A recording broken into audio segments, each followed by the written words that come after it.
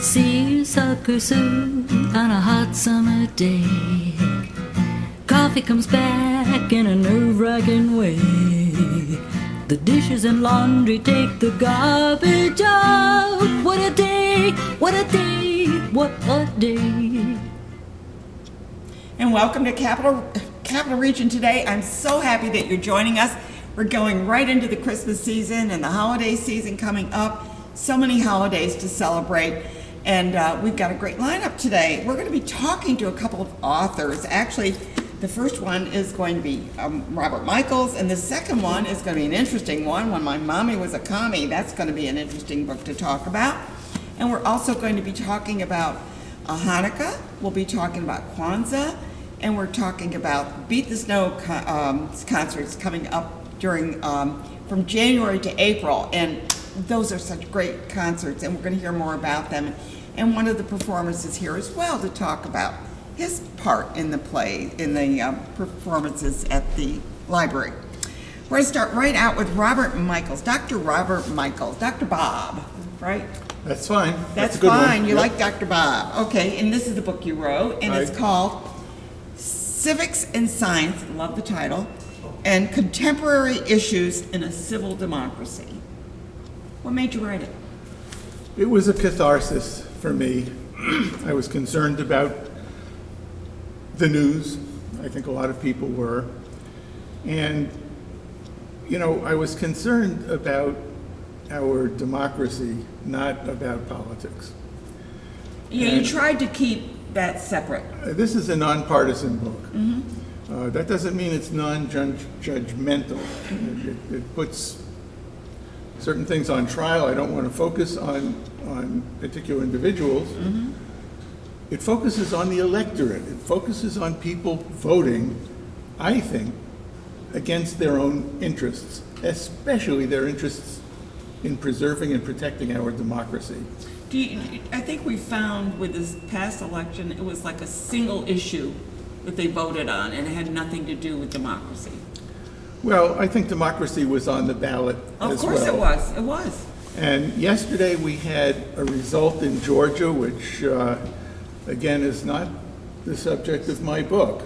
But it's very interesting because Georgia is a perfect example of what is the subject of my book.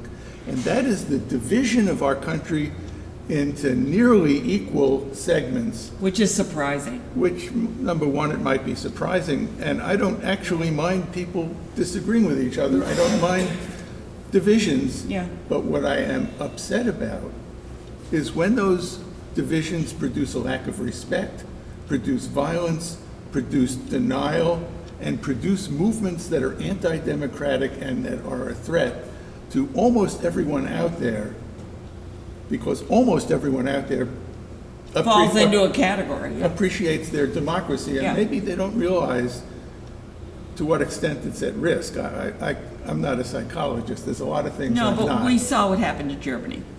We saw that, and we saw some similarities in this country. Very similar. I'm not, trying to extrapolate too far there either. What I am suggesting is that we need something that this book provides, I think, uniquely. And the unique aspect of it is that when you look at the TV and you look at talking heads, and they're talking about politics and they're talking about democracy, they are not scientists and they are not talking about science. I think science has a lot to say Absolutely. about these issues. And that's the focus of this book. How do you educate people to recognize their interests and then pursue their interests without destroying the system in which they are enabled to do that? We're so fortunate to have a democracy where everyone has a voice. Yeah. The point is, one voice should not be louder than the other in the sense. And that's what we're kind of looking at right now, is that we've got some voices that are being bullies in a way.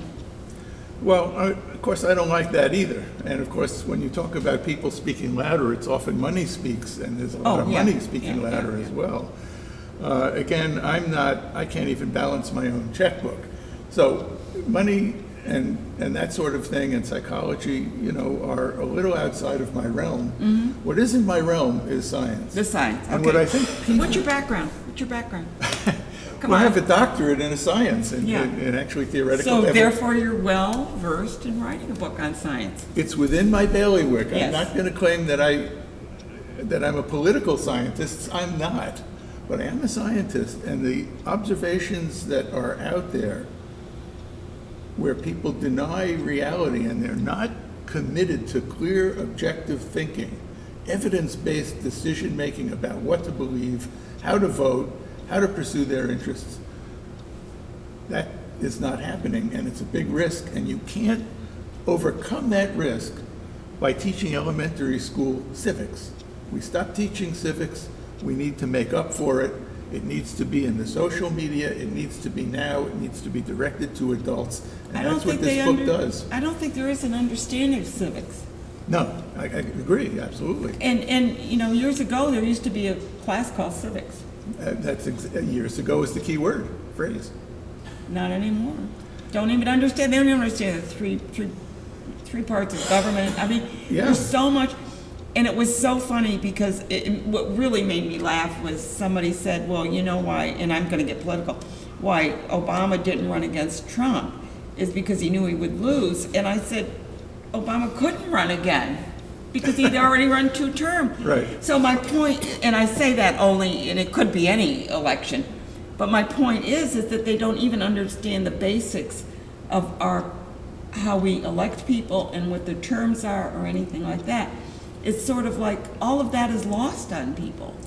I think one of the critical concepts, and this is something that science has something to say about, and I won't give you a science lecture, but what is critical is the idea that people don't always recognize their interests. They say, I'm not interested in that, and they're talking about intellectual interest. But if you're in the airport and you're not interested in the announcements intellectually, there is still an intrinsic interest you have. You might miss your plane. Exactly. In this context, you might miss your democracy. Yeah. And like I said, there's a lot of people that don't care about anything else. I mean, we've seen this in, like you mentioned, Georgia. It's like, well, he's just a good football player. He was really good at that, so we got to support him. But the fact is that you got to have more than just one issue. What are the policies? How would they execute the policies? I mean, there has to be some background other than just a kind of a, you know, we live in a world of bytes. Yeah, right. Whether it's on your phone or whether it's texting or TV or whatever it is, it's that one little byte that you get. Our democracy is more than a byte. Well, that election was within about 2 points. And it could have gone either way. It doesn't really, I mean, it matters to me, but it doesn't really matter to the subject of my book. The fact is that state is divided. The fact is our country is divided. And the question is, why is it divided? If it's divided because people are making good decisions for their own interests, they're honest, they have their own facts, they have their own opinions, but not their own fact set, fine. Just don't deny the election result, except as colleagues, your people who don't agree with you. That's fine. But if people are divided like that because they are accepting patently absurd premises from demagogues or from people who lack credibility, this is a book that describes how you identify. This should be a textbook. This should be a textbook. Well, it's actually mentioned in there that it should be a textbook. This should be a textbook. It really should, and every kid that Yeah. is in high school or college should read this. Well, I think it's definitely so, but we don't have that luxury of time anymore. Mm-hmm. We need to get out in social media. We need to have spokespeople in barbershops. We need them in doctors' offices. We need them everywhere to speak to people in synagogues and churches. We need them in places. And on Capital Region Today. And on Capital Region Today. That was a good idea, Ann. And we need those spokespeople to start working on adults to get their act together with respect to objectivity. You know, part of mental health, this is something I've been taught when I was a kid, actually. Part of mental health is objectivity. You see yourself as others see you. You are not biased. You have an actual reality in mind. And when people don't have that, it makes a psychological burden on them, number one. It's a political burden on our democracy. And what we need is evidence-based, a commitment to evidence-based beliefs and evidence-based decision-making. And that is where science has a lot to say. And can I add that science is not just me looking through a microscope as on the cover of that book. Yeah, that's him. Looking at cells and things that may seem a little out of touch with reality. Science is the very basic fundamental concept of how we think to create a picture of our universe, of our world, that is accurate. And it's very adaptive for us to do that because it can actually cost your life if you don't. And you can see I'm wearing a mask here. I'm not wearing it for the show, but this is part of evidence-based decision making. Exactly. You see it, by the way, on the talking heads about pandemic management, by the way, but not about these democracy types of issues. And that's Well, you're missing. spreading the word, and if you want to get the book, it's available on Amazon. And Kindle is real cheap. You can get it. Yeah, get This it one on is Kindle. expensive at $20 Yeah. or so, but the Kindle one is only less than $5 or something Yeah, like that. and it's important that we need to spread the word, and thank you so much for Well, being thank you, here Ann. This is a today. Yeah. pleasure to be Yeah. here again and Yes, to see yes. you again, and We'll see you, and happy Hanukkah. to you too. Yes, good, thank you. We're going to speak with our next guest, who's written a book called When Mommy Was a Commie. I can't believe the title, because it's so cool. Oh, thank you. But it's a fiction, it's a fiction. It is a Your fiction. mommy wasn't, well, I don't know, I'm not even Well, going to go there. no, she wasn't. But, It's okay.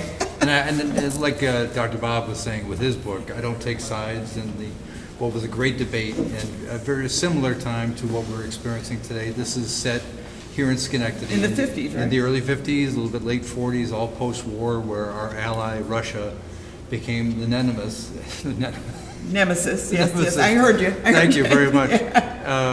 And it's based on a lot of crazy things that went on back then. Did you know, for instance, that there was a company in Pittsburgh that produced anti-communist bubblegum cards? And maybe Anti-communist bubblegum. can you imagine? No, I did not know Trade that. Stalin for Mao. Yes, it was that. But it was an example. Oh, I'd love to see those. Those would be cool. Oh, they're on the internet. They're great. Are they? They're a Okay. lot of fun. Yeah. Craziest of all for folks here in the Capital District was that Joe McCarthy came here in 1953 and again in 1954. He was going after the union at GE, which was known to be communist run. Well, obviously, anything that he touched was going to be communist run. And it was kind of the low-hanging fruit because he had done next to nothing over 4 years. And so by the late 53 rather, he was labeled the great spy catcher who had yet to catch a spy. It was all nickels and dimes. He had yet to Well, it prove was for anything. show. It was. It really was for show. At the same time, though, I mean, we grew up with the idea, I think, that McCarthy was a complete fool and What? There wasn't a red under every bed. but there really was, and actually there really were efforts by Russia to infiltrate. In Oh, fact, yeah, absolutely. So he was right and wrong all at the same time. He was just not very good at what he was trying to do. But he went after the union here at GE because it was easy, and he ended up getting 14 or more workers at GE fired because they took the Fifth Amendment at these Really? hearings. Yeah, between his 53 appearance, which he did, by the way, in the federal courthouse in Albany, he actually sat at the judge's bench. Talk about judge and jury. And brought in... I had no idea. Oh, it's wild history. In fact, I didn't know of this until I was working at the Schenectady Gazette at the time. I'm going through the library, which back then was very much not computerized. It was just Right, yeah. file drawers with clippings. I open up the C drawer looking for something, and I see communists, and then I was shocked to see a list of names on a typewritten sheet, and then these articles about McCarthy's appearance here. Well, well, let's talk about McCarthy just quickly. Yes. Where did he get that list of names? And where did those names come from? Because he hit, whether it was television or actors. That's very good you mentioned that, because remember his initial appearance where he made all the headlines was in Wheeling, West Virginia, the Republican Women's Club in their Lincoln Day speech. He says, I have in my hand here a list of 205. Well, as soon as he held that up, But he didn't. it went back in his pocket, exactly. And over the weeks and I months, heard that there was no names on it. oh, the number from 205 would drop eventually to 57, and the reporters who covered him and knew him best thought that 57 was probably landed on because it was the number on his favorite bottle of ketchup. He loved his well-done steaks. So yeah, no, it was all a fraud. You And- are funny, John. Well, that's what I try to do in this book, frankly. Yeah. These extremists on both ends did a lot of nutty things. And so my story is about a family here in Schenectady. The husband is the leader of that union at GE, but he's only been pretending to be a communist. And again, it's public enemy number one. And he is married under somewhat false pretenses to a woman who thinks that she could be a Soviet spy. She was trained but kind of abandoned here in Schenectady.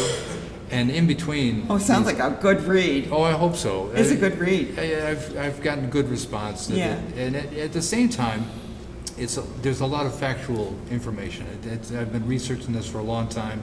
And in our area here, the State Museum has got a fabulous collection. It's a great museum. It really is. Everything I would Yeah. see and anything that was referred to in a book, I'd find that reference at the New York State Did you Museum. footnote the book? I should have. I had a thought of maybe highlighting the things that were true, and there'd be a lot of highlights in this book.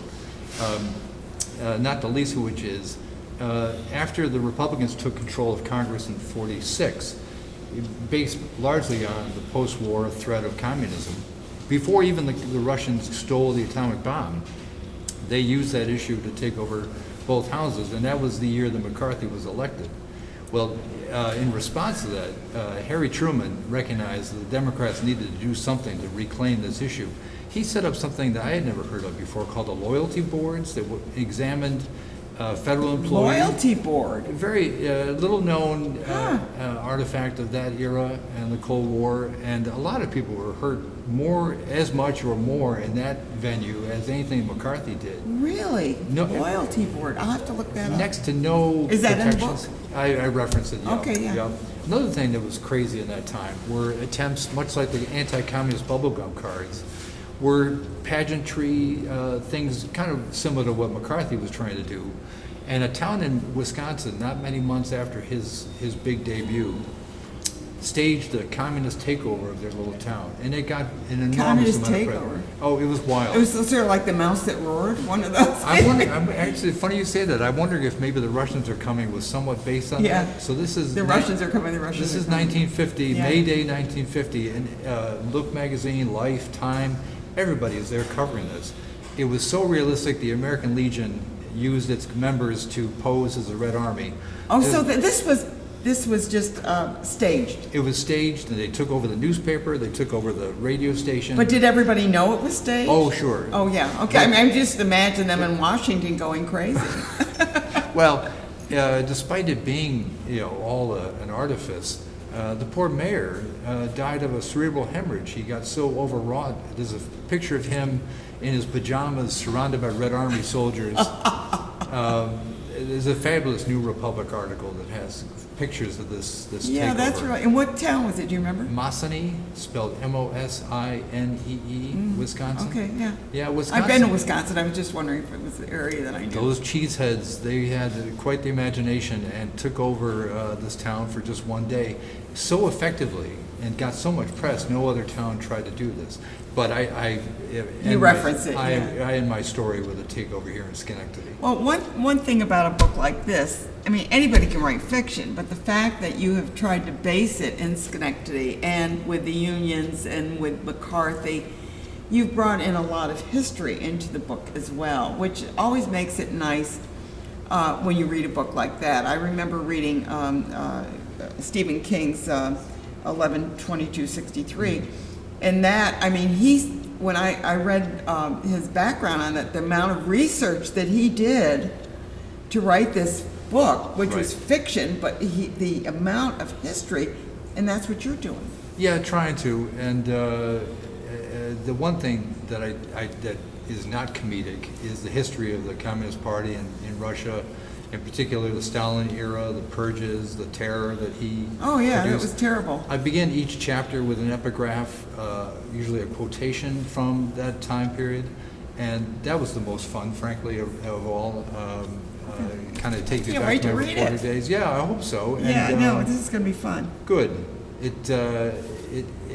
I don't, again. Oh, I see what you've done here. Right, Yeah. and so that kind of takes you to the period itself and shows you how much as I make up this and that, it was as nutty as you could imagine, as they say, that, truth is, So you quote Albert Einstein. Yes, good. right? He was trying to defend President teachers. Truman. So you actually, these are quotes, real quotes. Right, well, I appreciate you giving me an opportunity to let people know Yeah. about this. It's available in some bookstores here in town. It's a great holiday gift. Great, I hope so. Yeah, yeah. Thanks, Ann. John, it's a pleasure to meet you and to Likewise. learn about your book, and I can't wait to read it. Of course, I'm a Schenectadian to begin with. I don't recall, I didn't even know that McCarthy ever came here, but see, that's how much Well, maybe I was driven to it. It was like because over my head, I He guess. died on the day I was born, so you never know. I could be the reincarnation of. I won't ask any questions. No, I'm a little bit nervous now.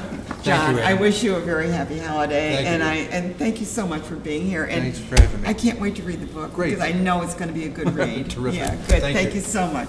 We're going to switch over and talk to our next guest. Oh, Rabbi Matthew Cutler. It's so good to see you here. Good to be here. Yeah, I know. You said you've been on before, and Yeah, a couple it went times over my ago. head. I'm sorry. I try and remember, but I've been doing this 25 years. I know. I had hair probably back then. That's Yeah, why. That's why I you know. didn't recognize you. You're wearing the yarmulke to cover it up. That's right. Because of the glare of the light, Exactly. Good. You're here to talk about Hanukkah, but you're also with Congregation Gates of Heaven, which is in Schenectady area. Tell us about your congregation to begin with. Well, our congregation is the oldest Jewish congregation in town. Really? Oh, yeah. We were founded in 1854. Okay. And we've had several locations, but for the last 65, 66 years, we've been down on the corner of Eastern Avenue and Ashmore. I'm the guy with the cherry blossom trees. But you know what? You are a congregation that is so committed to the community. Thank you. No, you really are. Yeah, we do a lot of work in the community. We are very proud of our connections with different parts of it. You see, it's not the Jewish world to see ourselves as xenophobic, as afraid of the outside world. We really have to be a part of things. And so our social justice advocacy, working to better socioeconomic situations, building partnerships and bridges, is really a part of our mission. Absolutely. And Hanukkah is a perfect symbol of that. You see, Hanukkah, The Festival of Lights. yeah, it's a festival of lights, and and I'm very excited that the guest after me, is going to be talking about Kwanzaa, which is really Another festival, yeah. festival Yeah. of lights. And Yeah. there's a great synergy that happens at this season of many different holidays that come together. I know when I always laugh when people say, "Oh, you can't say Happy Holiday. You got to say Merry Christmas." I go, "There are how many holidays between November and the end of the year in different religions? So why not say Happy Holiday?" Actually, one of the things I got to compliment you on is when you were greeting your guests, you knew them and you responded to them as appropriately. If somebody was Jewish, you said Happy Hanukkah. Yeah. If someone was Christian, you said Exactly, Merry Christmas. exactly. You acknowledge who we are. Yeah. And so to have a blanket statement of don't say This or Merry, don't say that. right? Forget it. know who Go you with the are. flow, right? Right, and I am honored when someone wishes me a Merry Christmas, and I say thank you, and I wish them one back or a Happy Well, Holidays back. it's a meaning. When you say Merry Christmas, it's sort of like something that we've learned from Scrooge and all those things. It's just part of the culture, Right, and the American culture Yeah. is a diversity-based society. Yeah. And we have to acknowledge who we are. We have Absolutely, to acknowledge where we absolutely. are and who we are as individuals. Look, being Jewish is a minority. And if you think about what Hanukkah is, it's a chance for us to stand up and say, we're here. We're here. We're not going to be assimilated to the mainstream No. society. We are proud of this. We are going to hold our heads up with pride and say we're Jewish. And to do so is an honor. But it shouldn't eliminate another person's feeling of itself in the community. Yeah, exactly. Well, sometimes you get these talking heads on television, to engage in this December dilemma debate of, do you say Merry Christmas, do you say Happy Holidays? Just go with it, whatever's there, and just be flexible. And you're absolutely right. Whatever someone wishes me, I say thank you. Exactly. Because it's a gift. Right. It's a gift. And Hanukkah is this year overlaps Christmas. I know, it ends on the 26th, doesn't I it? know it's very late this year. It's Usually it's earlier, yeah. well, we're a lunar-based calendar. I know, just So- like the Chinese New Year, That's true. And so since the lunar month is slightly shorter than the solar month, Jewish holidays have a way of floating through the Gregorian calendar. Well, the Catholics do the same thing with Easter. Well, that's It bounces around. There you go. So it's kind of a neat thing, and for us, the culture brings us together. There's the menorah, which we light the lights, one each day, and it's kind of neat. And you mentioned this fellowship.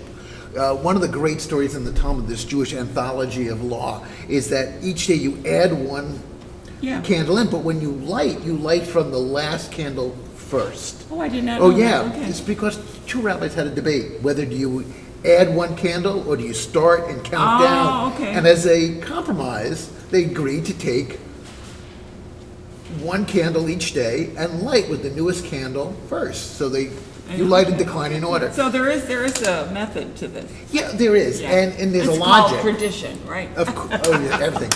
Tradition is whatever you grew up with. I know. And for me, my family's tradition is not only the menorah, but the gastronomic element of it. Fried food. Kugel and fried so, potato pancakes and donuts and Yeah, I all know. sorts of good stuff that I've been drive there. right, and it drives your cardiologist crazy.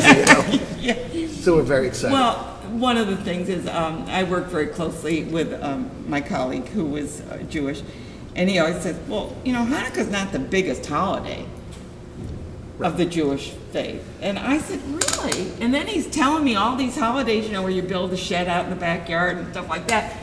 Amazing. Well, one of the fun things about Hanukkah is that it was consciously elevated in the 20th century to acknowledge the Jewish presence in non-Jewish worlds. So, listen, in 1922, I think there was a survey that more Jewish community leaders had Christmas trees than anything else. No, they're Hanukkah bushes. Yeah, right. And I have a friend who's Jewish, and she says, yeah, we're putting up a Hanukkah bush this year. I go, wow. well, and so what ended up happening as a result of it Yeah. was we said, look, we have envy. They got lights and they got presents. Let's do it. We got a holiday that comes around this time. And it symbolizes being proud of who you Exactly, are. So exactly. let's elevate this. Exactly. And we mark it by decorating with lights and celebrating who we are. And, some tchotchke giving, some gifts giving is a way of doing things. And it's really exciting for us. And it brings the family together. Oh, absolutely. Yeah. Absolutely. And what I like is I've been invited, so that's always nice. Hey, listen, anytime you want some latkes, let me know. I've got you covered, all right? So it's an honor. Yeah. It's an exciting time of year, and with Kwanzaa now coming in, and of course Hanukkah. And then of course the Chinese New Year comes up in January. So there's a lot going on, and for me, I love to celebrate every group that it's part of their tradition, and why shouldn't we share that with them and be open to it and enjoy their foods and enjoy what it is that makes them what they are. Look, one of the things that makes Schenectady a great community, in addition to your show, of course, Yeah. is the sense that we are a very diverse community. We are. And instead of, hiding that diversity, let's embrace it. Well, Let's celebrate. Why is it that diversity sometimes becomes a dirty word? And to me, diversity is so liberating to me. It's like, oh, I want to learn more about what you do. Tell me, oh, I'd love to try your foods. It means that I'm Italian. I don't want to eat Italian food well, wait a minute. I do like to eat Italian food all the time. But anyway, but I enjoy sharing kugel or Right. whatever, latkes. Whatever it is, I want to enjoy that. I want to enjoy Chinese food. I want to enjoy, and even this wonderful new Afghan restaurant. I love Afghan food. Why aren't we embracing that? Partly it's due to our own communal insecurities. When we feel that we're not worthy enough, we compensate by putting another down. We Oh, I transfer. know, the Nature of Prejudice, the book, The Nature of Prejudice. Exactly. Yeah. And so this is one of the challenges. It's only a very secure community, one that is very in touch with who they are. Can they embrace the diversity fully? Otherwise, You don't see it as a threat. No, right. You see, but you'd be challenged by it. Yeah. Well, am I worthy enough to be at the table? And that's one of the challenges. We talk about a community with all its differences, and we say, well, am I giving up power or am I giving up control by acknowledging another? And that is one of the hardest parts of community organizing, is to let people hear their own stories, to tell their own stories, and then to be able to share that story with others. That's what Hanukkah is about in our community. It is an event that happened in 167 BCE. Wait. 167 BCE? BCE, yeah. Okay. It's a pretty late Jewish holiday. Yeah. But what happens is it's one about pride. It's a one about we're going to stand up to assimilation. We're going to celebrate being alive and a miracle of endurance. Now that last sentence is a communal theme that we all can understand about surviving and enduring the challenges of life and Having embracing resilience, yeah. Absolutely. Yeah. Well, I mean, well, happy Hanukkah. There we go. Thank you very much, Yeah. and let me wish you a Merry Christmas. No, it's okay. Merry Christmas, Happy Hanukkah, You bet. Happy Kwanzaa. You know, bet. I go with it all. Thank you so much for being here And it's an and honor. sharing your story and what you do at the Congregation Gates of Heaven. I know that you have the theater groups come in there sometime and play.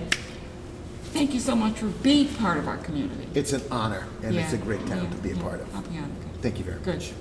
We're going to switch over to Kwanzaa now, huh? What's going on with Kwanzaa? Wow. We have lots of activities going.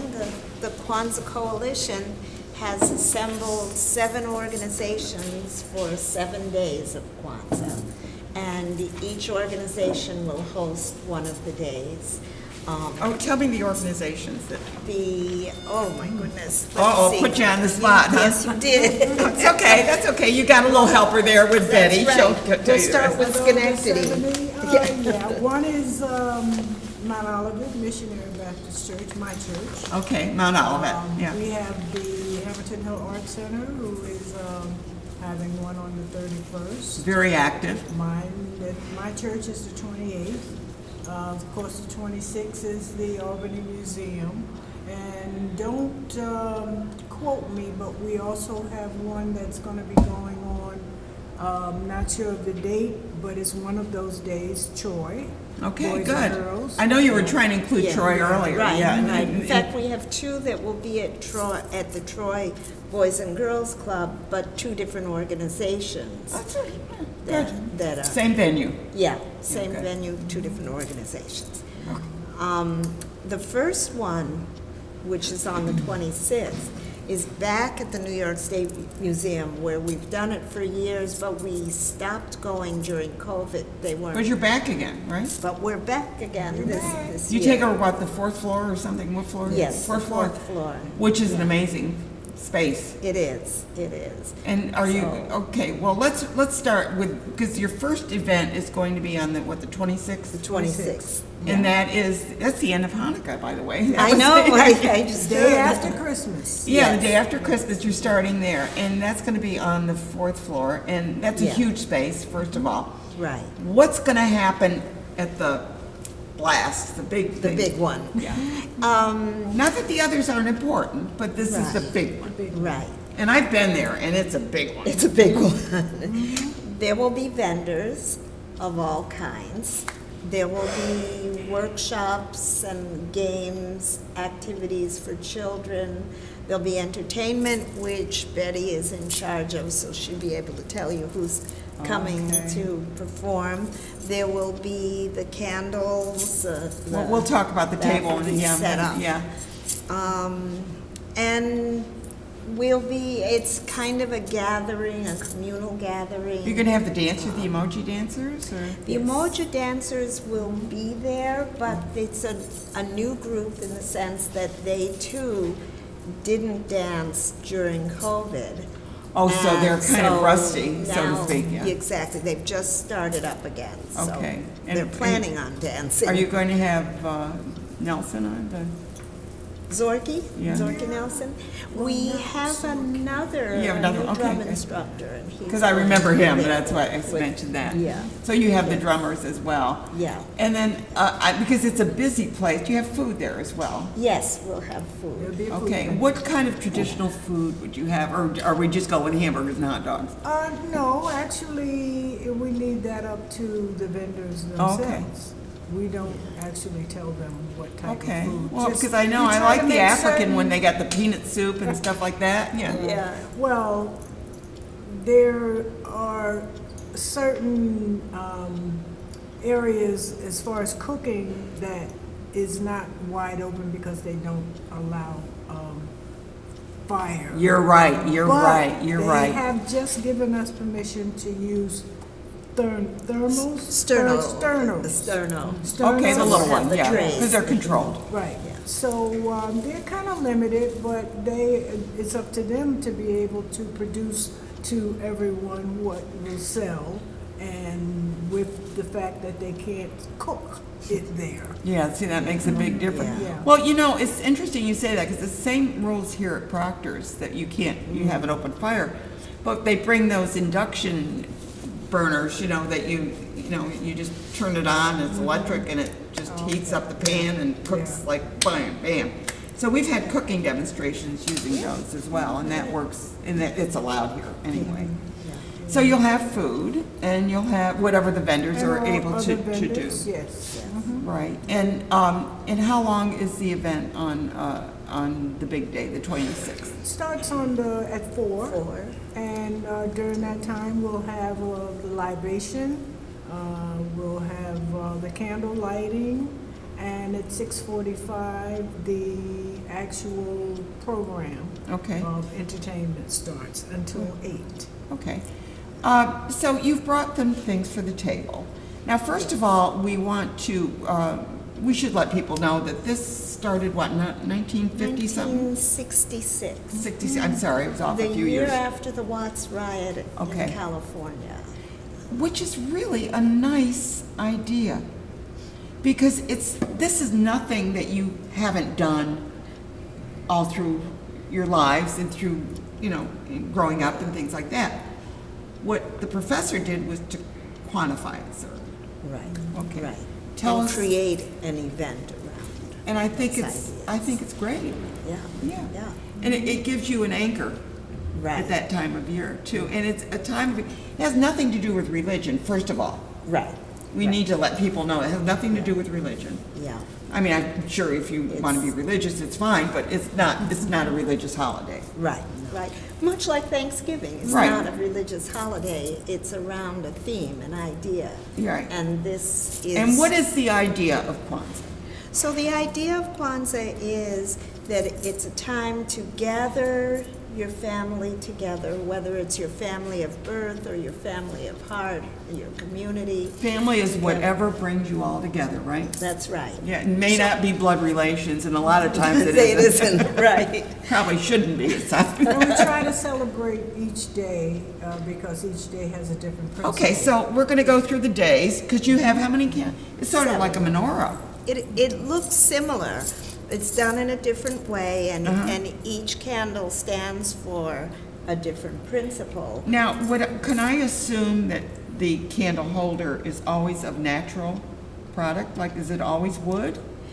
It mostly is wood, but in this world, you will find them made of. Yeah, I mean, it seems Anything. like since so much of Kwanzaa appears to be the earth, bringing you back to growth in the earth, it would seem to me that the wood would be the appropriate Right. candle holder. And But it that's is the just me, preferred- that's just me. It's the preferred one, but there are no hard and fast rules Yeah, about it. you're not gonna, Yeah, I've seen black ones.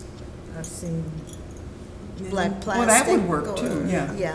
Yeah. Yeah, so tell me about the candles that you have, and which candle does what, and I know you have some great names, but I can't never pronounce them, so go ahead. I'm gonna let you do that. Okay.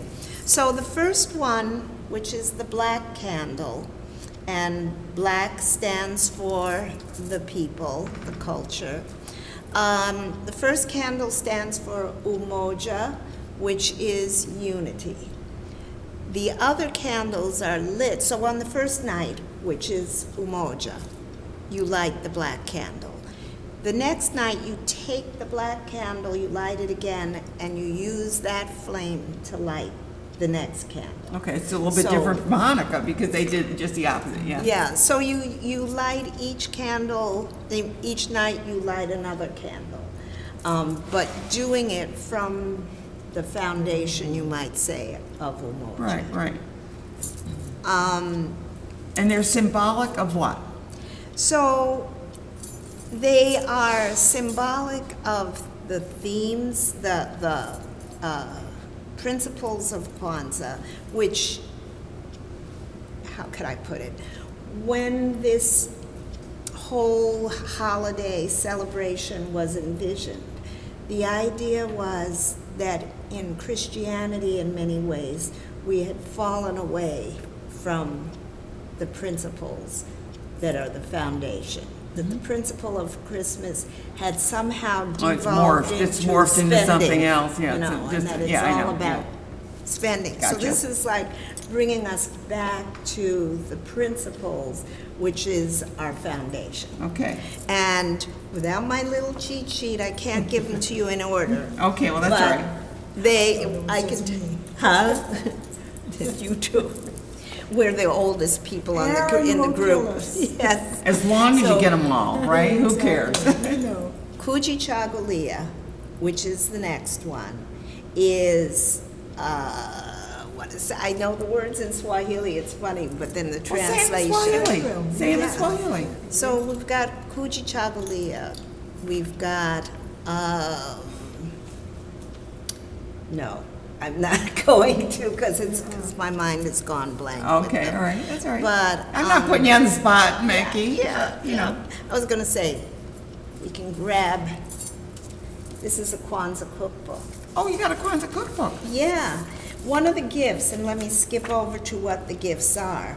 The gifts are things that are either handmade or are for education and growth. So here we go. So Kuji Chagulia, thank you, book, is self-determination. Okay, And then Ujima is collective work and responsibility. Ujamaa is cooperative economics. Nia is purpose. Kuumba is creativity, and Imani is faith. now those are all in Swahili. Those are all in Why Swahili. did he choose Swahili? I mean, I'm sure that Africa has many languages, right? Yes.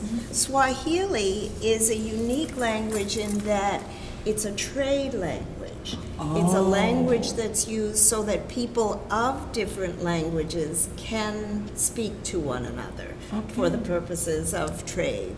I did not know that. Yeah, yeah. So, so that's why Swahili represents that kind of unity. Unity, where because people can every- talk to yeah. each other Oh, I love that. regardless of, Yeah. what Now, you language have it some came fruit from. there. We talked about the flag. Let's talk about the flag. Okay. Because I had no idea. So the flag, which is red, black, and green. Can I hold it up a little bit? Or I don't Sure. want to be disrespectful. No, that's fine. Okay.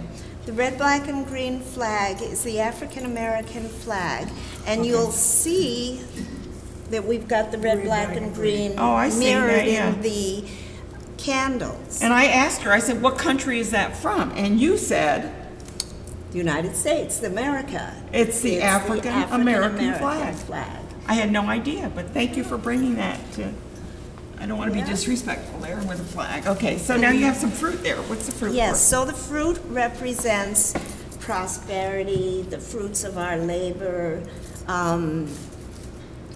It's a harvest festival, or it's modeled on harvest festivals. Okay. So basically, the fruit is there to represent the harvest. Right.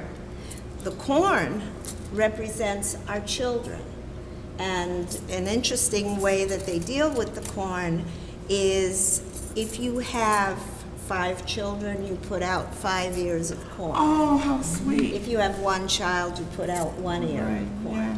But if you have no children, you still put out several ears of corn because all the children are your children. That's right. We're responsible for all the children. Right, Yeah. right. So you Yeah, always well, have. it takes a village, you know, one of those things. Yeah, Yeah. exactly. So you've got, now what's going on at Mount Olivet? Because you're the host there. Yes, Mount Olivet, on the 28th, we will be in Mount Olivet, and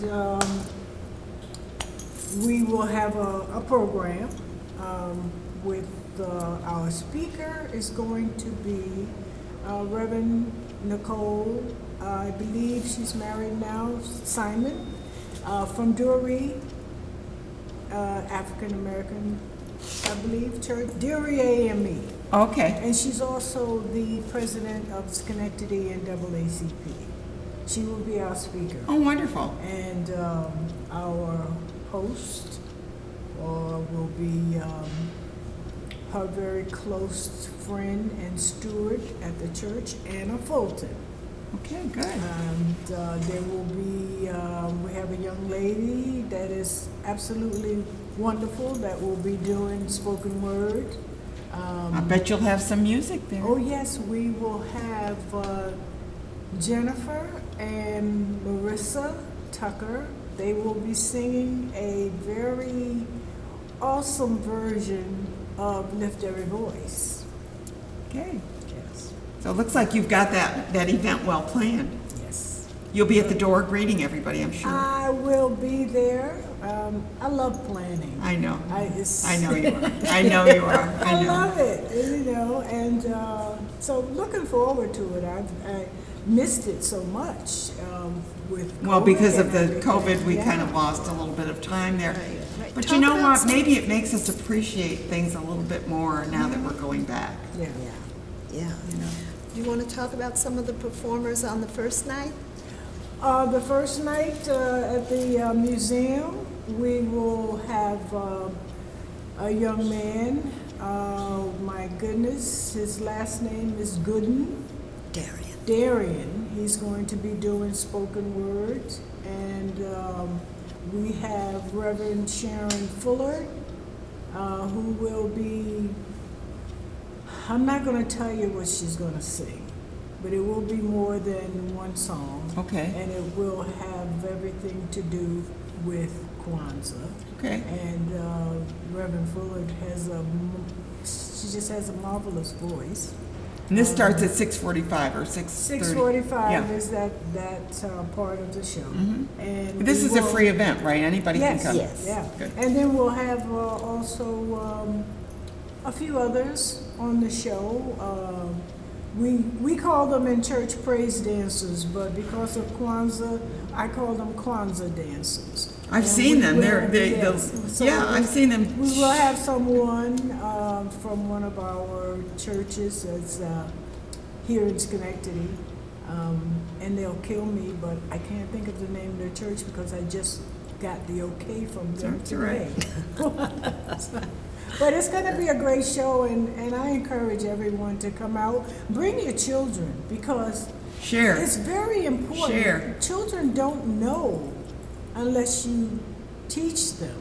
And so having these events teaches our children why Kwanzaa is Kwanzaa. Exactly. Regardless of what race you are. Exactly. It's Yes. important to know that and to respect Yes. it. Yeah.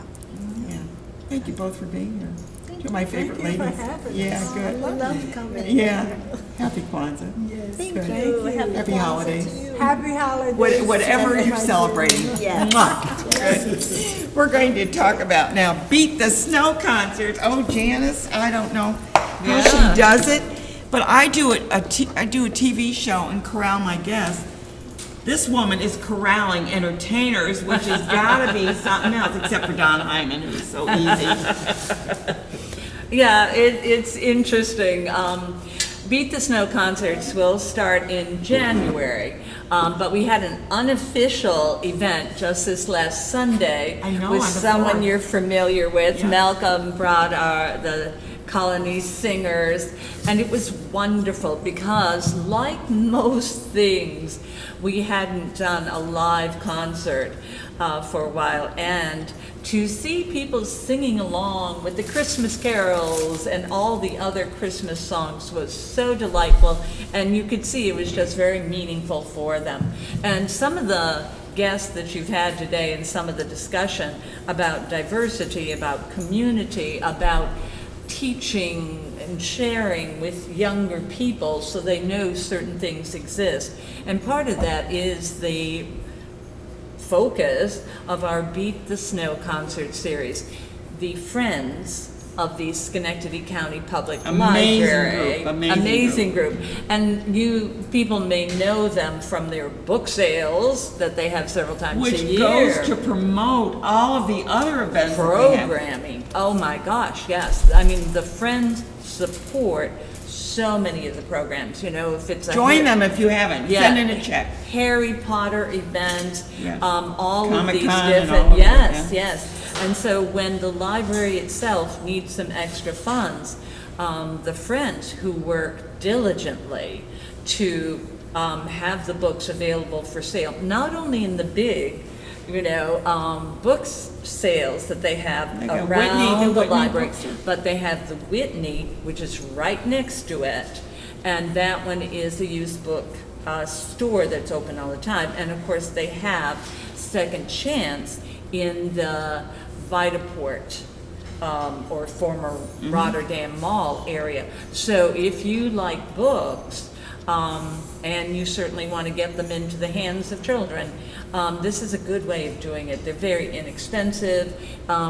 We have people that just walk by, stop in every week, see what they've got, and they're very reasonable, but all of that money goes back to the main library. To help out Yes, these yeah. events. And actually, that's only last couple of years. I've been chairman of this now. This is my 6th year, and it. I don't know how you do it. I really don't, because I know what I do.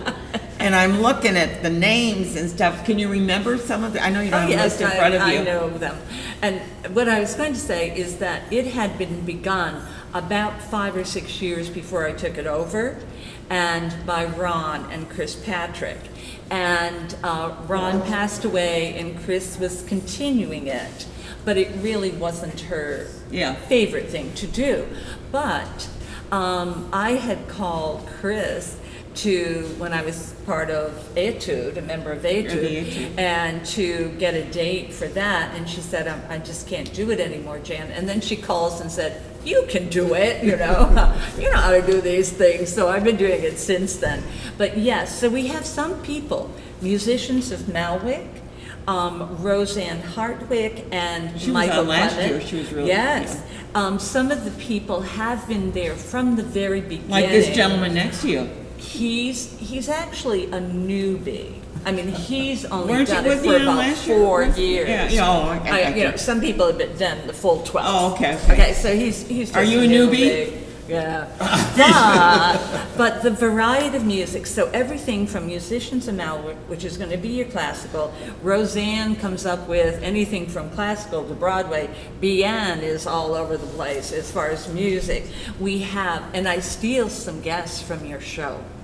That's okay. I see them on the show, and they go, "Okay, that's another good one." Yeah, I know who you so got. I have You got Carmen, right? Yeah. Yeah, she's coming with Joe, Yeah. and Quintocracy, which is just an all-brass quintet, and they are amazing. And so you have And you got light the youth. opera. You got the youth. Yes, we have. Sponsored by the Young Musicians Forum. So we have winners of the Filene Musical Awards, so young people getting into music, and of course these kids are magnificent. And also we would have just some of the young performers, young musicians from the forum itself. Amazing performers.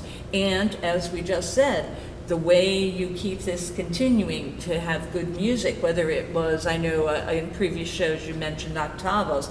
Well, the only way you have an audience for classic music is to start them when they're young and expose them and get past that oh, it's classical music, I don't care for it. Oh, it's wonderful. And if you listen to commercials, they're often playing Carmina Burana. Some of them are doing Mozart's Requiem at the end. So classical music is all around us, as Absolutely. is many different forms of music. So one of the things that is so delightful, the concerts will start January 8th, run to April, Palm Sunday. They are at 2 to 3 o'clock. You're only missing one because of book sale. Book sale, exactly right, which is the first Saturday in February. But they are a nice variety. When's this guy going to show up? He's going to do Valentine's Day. Do you have a little Valentine's song you can sing? We turn on all the stops by DJ Ben. Morton. Ben is going to do it? Ben is going to be there with me, and I always provide chocolates, roses, and cakes for the ladies because I love Valentine's. I love love. And I was at the Beacon Theater for a nice show, so I started writing my repertoire up. For this. So for all the ladies in the audience, I love beautiful ladies. I'm inspired to say, my love, I'll never find the words, my love, to tell you how I feel, my love, mere words would not explain. And so we're going to do a lot of those songs from Philadelphia, the city of brotherly love, some British invasion, and of course, songs from a woman's point of view, like Time After Time, or Inseparable, or He's So Fine. That's me, right? Yeah, but I'd like to reach out and something special happened yesterday. Yes, I know. I'm so excited for you. Zeb Schmidt. Zeb, where's Zeb? And Hey, myself, Zeb. he's hiding somewhere over there. He's working. We're doing a project during COVID for Black History Month, and we submitted it to the Alliance for Community Media, and I haven't been able to sleep all night. Thank you. We got first place. We did. And what's the name of the show that you did? This particular one was called The Black Family. We did it for Black History Month. It was for representation, identity, and diversity. But the idea was this was during the heart and soul of COVID.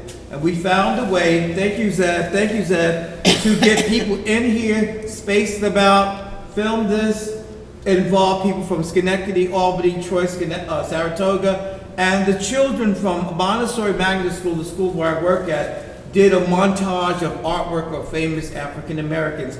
And I said, Zeb, we've got to let the world know about this because we do it for educational, not just to get the award, but to be able to do more things like this so that we can celebrate people in our community who are gifted and talented. Congratulations. So, you make me feel brand new. I sing this song cause you, February 12th, Yeah. Public Library. 2 to 3. The Valentine's Show. Yes. Make me feel brand new. And I know you're going to think this is really out of character, but Don really throws kisses to every single woman that is in the audience. And roses to everyone. And roses to everyone. But they start in January 8th. They are 2 to 3 o'clock. They are free and open to the public. Gotta so do come it. on down. Enjoy it. Next time we're having the Chinese Community Center. They'll be talking about their big celebration coming up. Key to Independent Growth, the musicians of Malwick, a story circle at Proctor's. We got great guests coming up, and we hope that you'll watch us. And I want to wish you all a very happy holidays. And if my one screen comes up, it will show Kwanzaa and Hanukkah and season's greetings, and you name it, we're doing it all. So there you go. Happy holidays to you all.